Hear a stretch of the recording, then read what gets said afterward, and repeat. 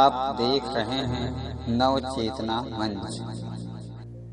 यदि हमारे वीडियो आपको पसंद आए तो वीडियो को ज़्यादा से ज़्यादा लाइक, शेयर और कमेंट कीजिए। और यदि आप हमारे चैनल में नए हैं तो चैनल को सब्सक्राइब कीजिए, बेल आइकन बटन को ज़रूर दबाइए, जिससे आने वाली नई वीडियो का नोटिफिकेशन आपको पहले मिले। श्रोतागण को नमस्कार। मैं राजस्थान से अंकिता चौधरी इस वाद विवाद प्रतियोगिता में आपके समक्ष तकनीकी ने विकलांगता को अभिशाप से वरदान में बदल दिया है, इस विषय के विपक्ष में अपना वक्तव्य प्रस्तुत करने जा रही हूँ। पहला बिंदु यह है कि विकलांगता को अभिशाप कहना उचित नहीं है। शारीरिक विकलांगता होने पर भी दिव्यांगजन अपनी प्रबल इच्छा शक्ति व मनोबल से अपने लक्ष्य को प्राप्त करने में सफल होते हैं। ऐसे अनेकों उदाहरण हमारे सामने हैं, जैसे दीपा मलिक, जेवलिन थ्रोअर देवेंद्र झाझड़िया, अरुणिमा सिन्हा, सत्येंद्र सिंह, भारत कुमार, सुधा चंद्रन। ऐसे अनेकों उदाहरण और भी हैं।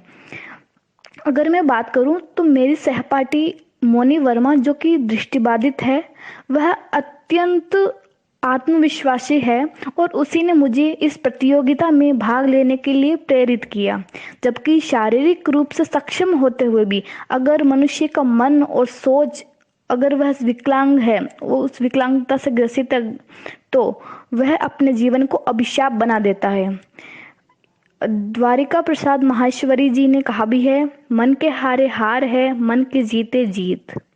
दूसरा बिंदु जो मैं स्पष्ट करना चाहती हूँ वो यह है कि हालांकि यह तकनीकी ही है जिसके कारण इस संक्रामक महामारी में भी मैं आपके समक्ष अपने विचार प्रस्तुत करने में समर्थ हो पा रही हूँ।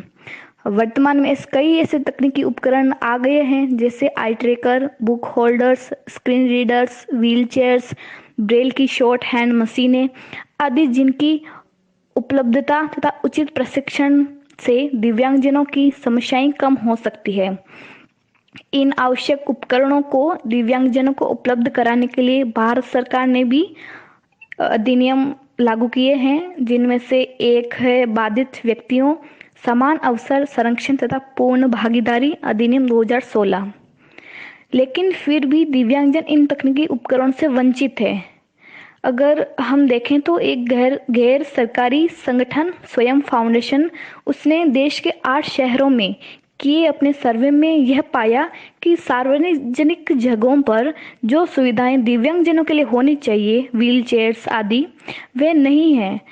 तो जो समृद्ध शहर है उनमें भी अगर ये हालत है, तो फिर हम जो भारत के अन्य गांव हैं तो उनकी तो हम कल्पना ही कैसे कर सकते हैं कि वहां पर दिव्यांगजनों को सारी सुविधाएं, उनको तकनीकी उपकरण प्राप्त हो।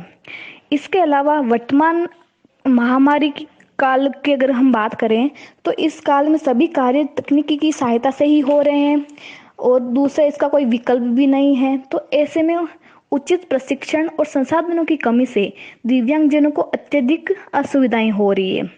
तथा अगर दूसरी बात मैं करूं तो जब दिव्यांगजन पूरे अपना समय पूरा दिन तकनीकी उपकरण से अपना कार्य करता है, तो ऐसे में तकनीकी उपकरण से ऐसे हानिकारक विकिरण निकलते हैं जो उनके लिए उनकी स्वास्थ्य के लिए घातक हो सकते हैं। उनसे कैंसर जैसी बड़ी घातक समस्याएं, बीमारियां उत्पन्न हो सकती है। तो तकनीकी एकमात्र विकल्प नहीं है, इसको हमें दूसरे अन्य भी विकल्प लाने पड़ेंगे और दिव्यांगजनों की सहायता करने के लिए, उनकी समस्याएं कम करने के लिए।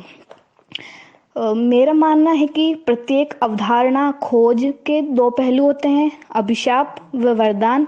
यदि हम उसके अभिशाप को पहचान कर उनको कम करें तो वह भी वरदान में परिवर्तित हो सकती है, और यही बात तकनीकी के विषय में भी लागू होती है। अतः अगर सरकार और समाज मिलकर दिव्यांगजनों का साथ दें तो उनकी चुनौतियों को हम कम कर सकते हैं। अतः मुझे आशा है कि जो मैंने विषय के विपक्ष में जो मैंने अपना वक्तव्य स्पष्ट किया है, इस वक्तव्य में मैंने अपने बिंदु रखे हैं, उनसे मेरा आपको स्पष्ट हो गया होगा। और अंत में यही कहना चाहती हूँ कि अगर धरातल पर अगर हम देखें तो तकनीकी को दिव्यांगजनों के लिए वरदान मान लेना केवल भ्रामक तथ्यों पर ही आधारित है। मुझे सुनने के लिए आप सभी श्रोतागणों का बहुत बहुत धन्यवाद।